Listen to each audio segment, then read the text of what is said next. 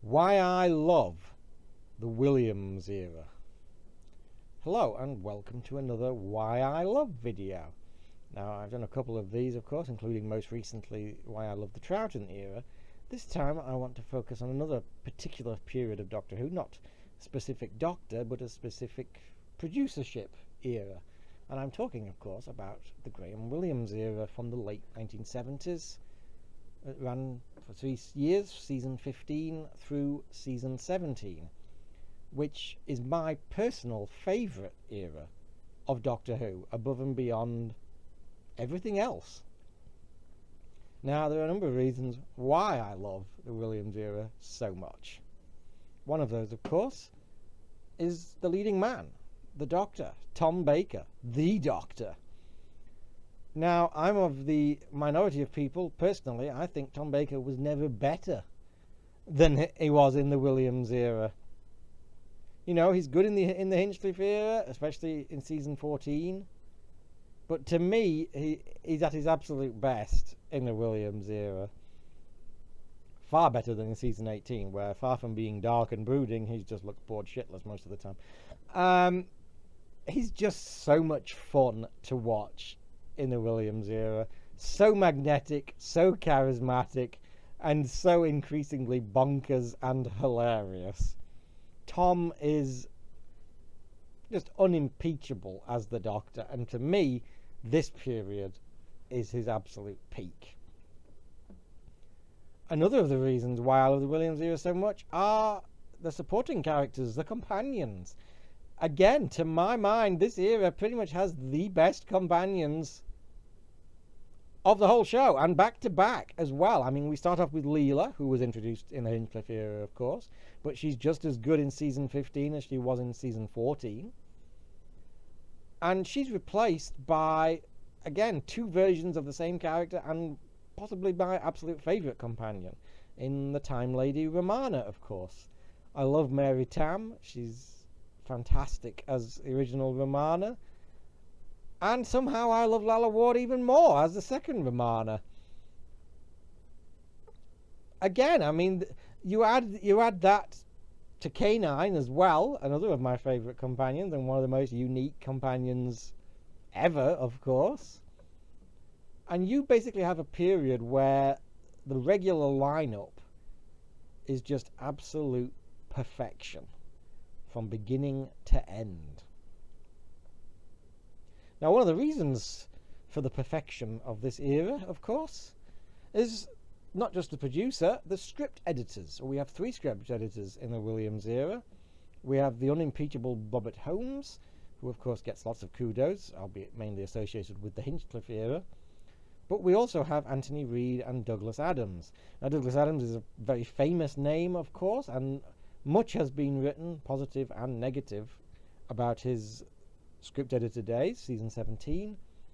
No surprise to anyone familiar with this channel, I love season 17. Absolutely adore it, and I think he was a fantastic script editor. Much better than the boring twat that replaced him. Who said that? But I think one of the most underrated and undervalued script editors is Anthony Reid. I think he's really kind of underrated as script editor, because, you know, you tend to kind of fandom tends to focus on Robert Holmes, and then they tend to focus on Douglas Adams, whether they love him or hate him, and again with the ones that came after, you know, Bidmead and Cartmel and Soward. Anthony Reid gets somewhat overlooked, and I think that's very, very unfair, because season 16 he came in partway through season 15. Season 16, which was, you know, his and the season that he was entirely in control of as script editor, one of my absolute favourite seasons of the show. I mean, basically my top 2 favourite seasons are 16 and 17, swivelling around depending on what mood I happen to be in. And there's a distinct, you know, the Williams era is often dismissed as the humorous one, and yeah, there's a lot more humour in it. But there's a distinct quality to 16 and to 17. You know, they're both humorous, but they're both coming from very different places. Season 17 is very much kind of high concept sci-fi taken to its absurd extremes, as you would expect from the man behind Hitchhiker's Guide to the Galaxy. Whereas Anthony Reid's period. It's much more kind of literary. It's much more kind of fantasy and traditional adventure based. I think there's a real kind of stylistic difference between 16 and 17, and yet they're both brilliant, and they don't feel, you don't get the kind of whiplash that you get going from season 17 to season 18.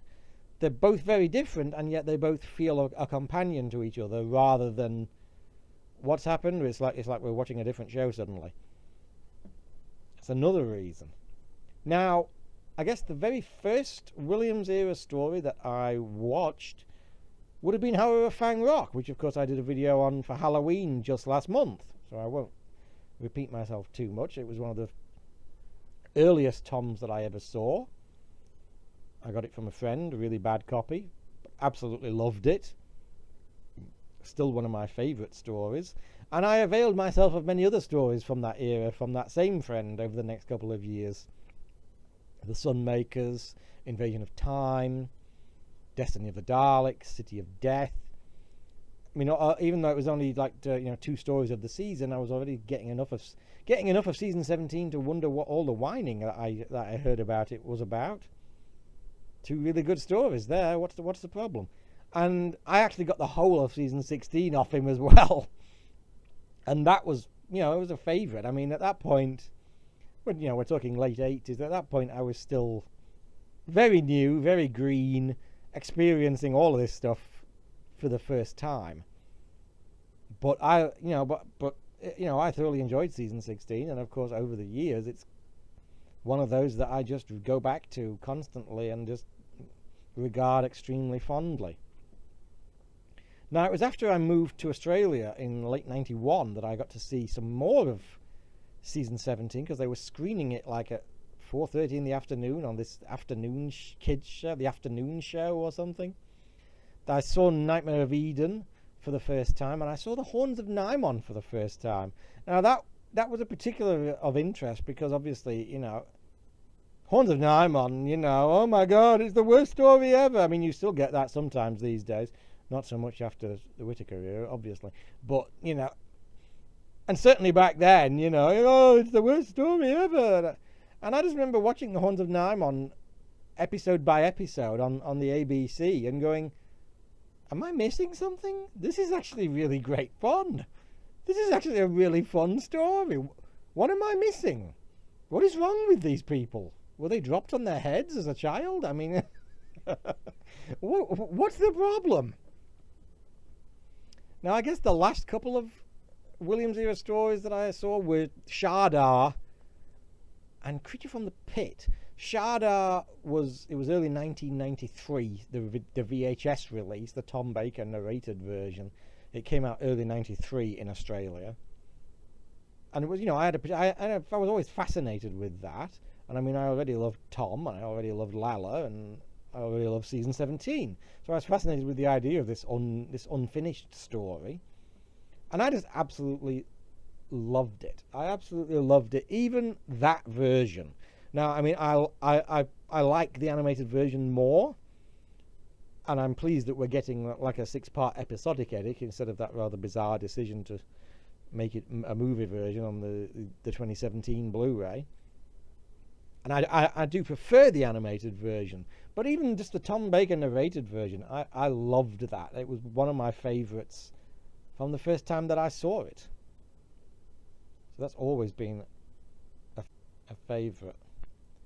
But the very last story that I saw of the Williams era took a considerable time. It was The Creature from the Pit, because I think I must have just missed it on those ABC transmissions, and it wasn't one of the ones that I got off that friend. And it was one of the last VHS releases. It was like 2002 before that was released on VHS. So that was the very last Williams era story that I ever saw.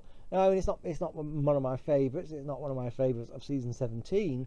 But again, it had a reputation almost as bad as the Horns of Nimon. And again, while I don't like it as much as Nimon, it's difficult to see where that's coming from. It's okay. It's a fun story. It's a fun story. The regulars are on fine form. The Jungle set, even, the Jungle set is a billion times better than, Kinder, supposedly cheapo Williams era. It looks way better than the studio floor in Kinder. I'm sorry, but it does. So it's kind of a shame that there's no more now. I've seen it all, because it is my favourite period of Doctor Who. To me, it's the best Doctor at his very best, with three of the best companions, possibly even my absolute favourite in Lalla Ward's Romana, and four really, because K9, I adore K9 as well, and just the whole atmosphere of the era is one of just fun and magic and just great storytelling. It's an era you can always rely on just for sheer entertainment value from start to finish. And that's why I love the Williams era.